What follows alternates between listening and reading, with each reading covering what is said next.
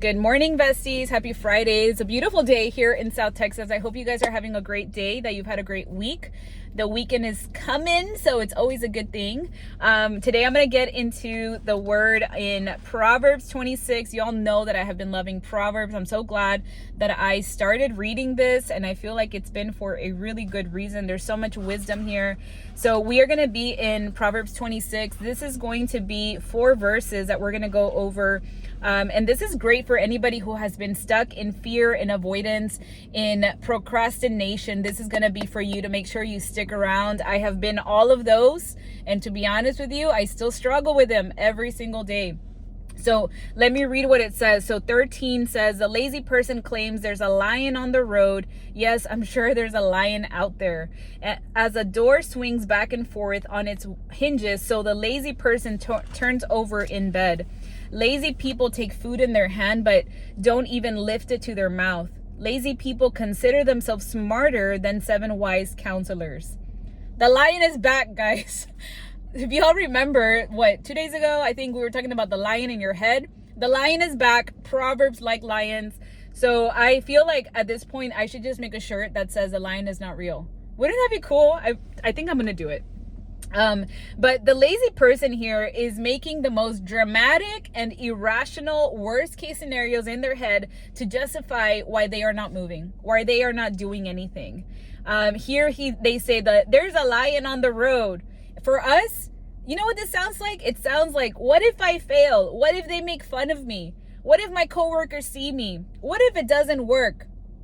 Have you all had that irrational fear, irrational worst case scenario playing in your head over and over and over? I know I have. Like, literally, go back to 2 days ago, I was talking about it.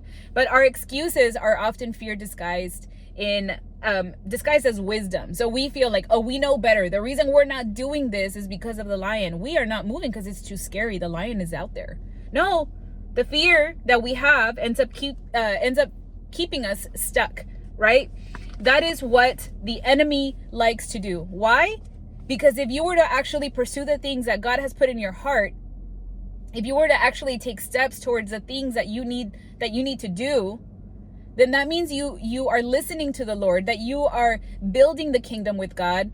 And the enemy doesn't want to do that. So he's going to keep you stuck. He's going to keep feeding you lies. Don't let your fear become your roadblock. Verse 14 says, as the door swings back and forth on its hinges, so the lazy person turns over in bed.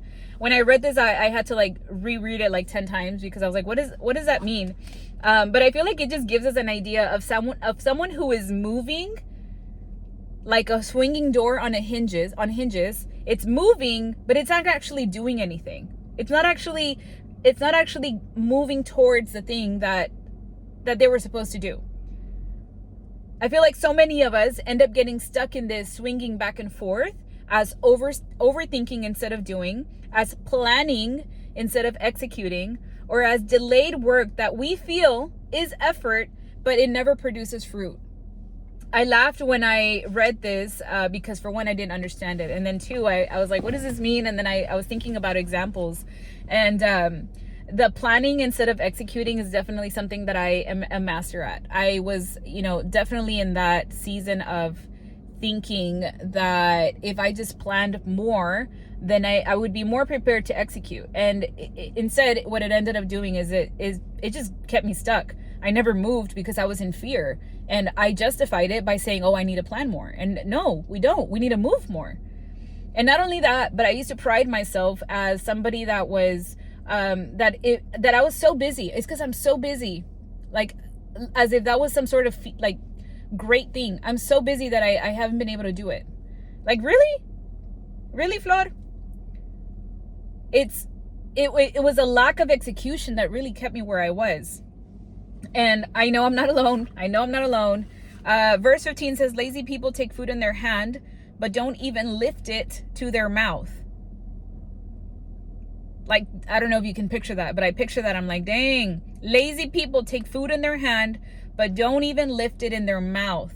When I read this, I was like, okay, so this is telling me that we often already have everything we need. We have the food in our hand. All we got to do is use it. All we got to do is eat it. right? We are so close to breakthrough, but we don't follow through. We want the breakthrough without the follow through. This can be applied to our faith. When we hear a word, but then we won't apply it. When we hear the truth, but then we don't allow for it to change us. Like, there's people that listen to, I don't know, whoever you listen to on YouTube, your pastor, whatever, right? You go to church and you listen, you read the word, and you're hearing it, you're whatever, reading it. And there's a truth that hurts, but you refuse to allow it to change you. That is what conviction is. Like, I read this and I laugh because I'm like, okay, Lord, thank you. Thank you for reminding me. Thank you for keeping me humble. Like, this is something we all work at. I am no better than you. We all struggle with this stuff. Are you willing to let go of your pride and to say, you know what? That's true. I do struggle with that. The Lord says, I've given you the tools. I've set the table. Will you eat or not? And then lastly, verse 16 says, lazy people consider themselves smarter than 7 wise counselors. And I think this has been a repetitive theme in Proverbs so far, that we often just don't do the work, and we justify why. And this is like the person that puts themselves in as a victim. It's because people just don't understand how hard it is. You justify why you're not doing the things that you're supposed to do, why you're not changing, why you're not learning and growing. They're wrong and I'm right. That's pride. It's pride. We often find ourselves full of pride, and we aren't teachable. Proverb after proverb, it talks about how we are fools if we do not allow to be taught to grow. We have to renew our mind and our heart. The biggest obstacle to your personal growth is thinking that you don't need it. I want you to stay with that reminder today, because there is so much growth that we all need. Like, nobody has arrived, okay? Nobody has arrived. We are all learning. We are all growing. The person that's going to grow the most is the person that continues to be teachable. The person that continues to humble themselves and say, you know what? That was a good lesson for me to know. There is always going to be someone that knows more than you. This can be applied at work. It can be applied in a relationship. It can apply to anything. Be teachable. The growth that you desire is on the other side of all the things that you are procrastinating, all the things that you're avoiding, all the things that you're justifying. Let's get to it, guys. Let's continue to grow. Remember that this whole channel is not meant for me to. I'm not the wise person. I'm not. Trust me, I'm not. I am learning as we go. This is the first time I read Proverbs. This is the first time I read the Bible, period. And yet the Lord has taught me so much through my diligence, through my desire to know more. God, give me more wisdom so that I may understand. Give me more wisdom so that I may know your character, so that I may understand you better, so that I may know how much love and grace and how you just care for me so much that as a good father, you discipline me for good reason.